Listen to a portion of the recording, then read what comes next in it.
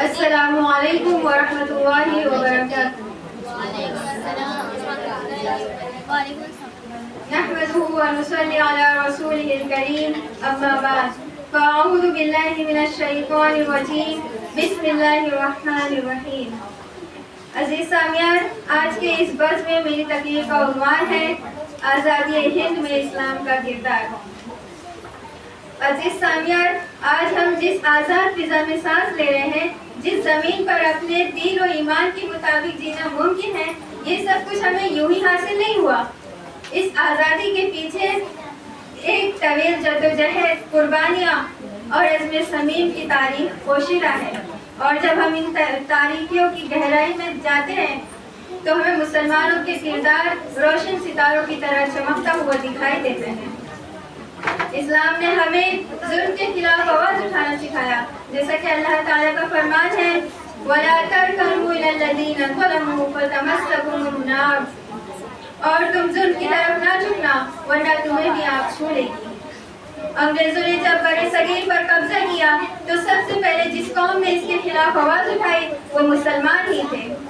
1857 کی جنگ آزادی کا آغاز مسلمانوں نے کیا. بہادر شاہ ظفر، سراج الدولہ، شاہ ولی اللہ دہلوی نے اور ہزاروں علماء و مشائخ نے آزادی کے خلاف اور ظلم کے خلاف علم جہاد بلند کیا. اسلام ہمیں حق کے لیے قربانی دینے کا درس دیتا ہے، جیسے کہ اللہ کے رسول صلی اللہ علیہ وسلم نے فرمایا افضل الجہادی کلمۃ حق عند سلطان الجاری. سب سے افضل جہاد ظالم حکمران کے سامنے حق بات کہنا ہے. انگریزوں نے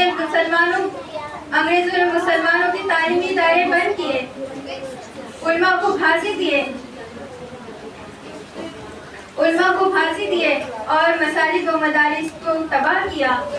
لیکن مسلمانوں نے ان سب سے پیچھے ہٹنے کی بجائے اور زیادہ عزم و ہمت کے ساتھ آزادی کی جدوجہد جاری رکھی. عزیز سامعین، اسلام ہمیں سیاسی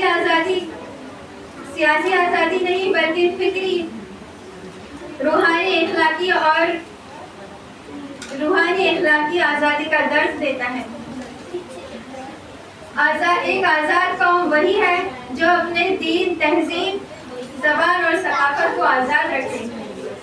لہذا آج ہمیں ضرورت اس بات کی ہے کہ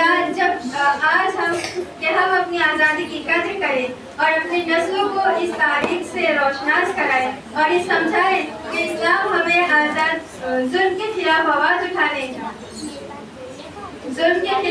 اٹھانے، عدل و انصاف قائم کرنے اور سب انسانوں کے حقوق کا خیال رکھنے کا سبق دیتا ہے. آج جب بھی ہم آزادی کی بات کرتے ہیں تو ہمیں صرف یوم آزادی منانے پر اکتفا نہیں کرنا چاہیے، بلکہ یہ عہد کرنا چاہیے کہ ہم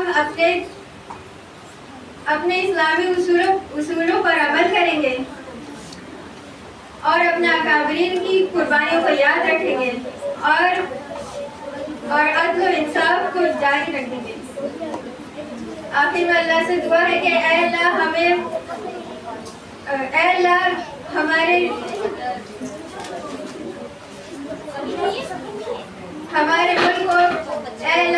ملک کو امن و سلامتی کا گہوارہ بنا اور ہمیں سچ بولنے، حق پر چلنے اور دین اسلام پر زندگی گزارنے کی توفیق عطا فرما. آمین. وآخر دعوانا الحمد للہ رب العالمین. السلام علیکم ورحمۃ اللہ وبرکاتہ.